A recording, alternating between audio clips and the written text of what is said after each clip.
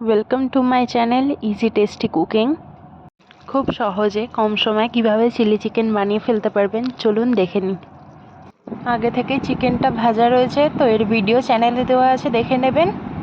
আর এখানে tomato sauce, vinegar, chilli sauce আর soya sauce আর কুচনো কাঁচা লঙ্কা দিয়ে একটা সস বানিয়ে নিয়েছি। আর এখানে পেঁয়াজ আর ক্যাপসিকাম কেটে নিয়েছি আর আদা রসুন কুচি করে নিয়েছি। এখানে আমি পকোড়া ভাজার তেলটাই ইউজ করছি, তো এর মধ্যে কুচনো আদা রসুনটা দিয়ে দিলাম। দিয়ে এবার আমি একটু নাড়িয়ে নেব। নাড়িয়ে নিয়ে এবার এর মধ্যে পেঁয়াজ আর ক্যাপসিকামটা দিয়ে ভালো করে ভেজে নেব।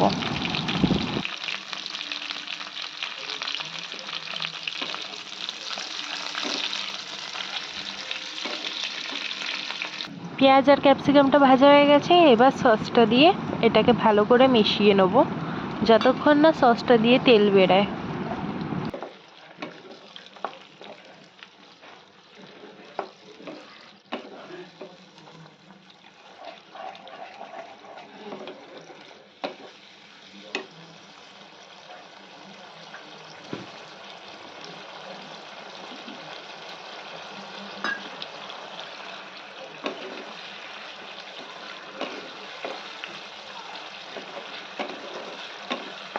এর মধ্যে সামান্য গোলমরিচের গুঁড়ো দেবো আর সামান্য মরিচের গুঁড়ো দেবো। আপনাদের কাছে না থাকলে নাও দিতে পারেন। আর স্বাদ মতো নুন দিয়ে দিলাম। দিয়ে এবার এটাকে ভালো করে মিশিয়ে নেব। দেখুন কি সুন্দর তেল বেরিয়ে এসছে।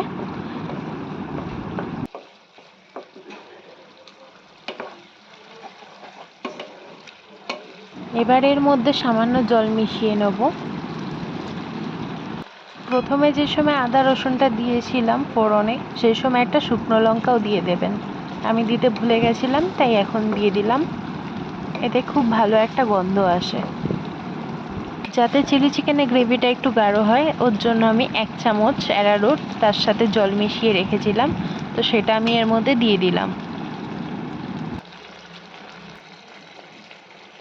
দিয়ে এবার ভালো করে এটাকে মিশিয়ে নিলাম।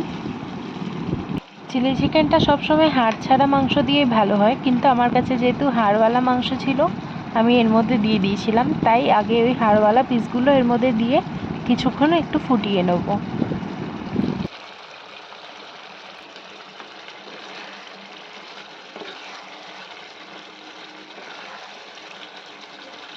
কিছুক্ষণ ফুটিয়ে নেওয়ার পরে এবার বোনলেস চিকেন যেগুলো আছে দিয়ে দেবো।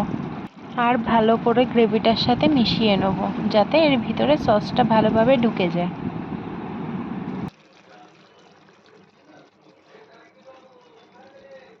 ব্যাস তৈরি হয়ে গেল আমাদের চিলি চিকেন। এরকমভাবে চিলি চিকেন করে অবশ্যই আমাকে কমেন্ট করে জানাবেন কেমন লাগলো। আর চ্যানেলটিকে সাবস্ক্রাইব করে দেবেন, পাশে থাকবেন আর লাইক করে দেবেন। আবার দেখা হবে নতুন একটি ভিডিও নিয়ে।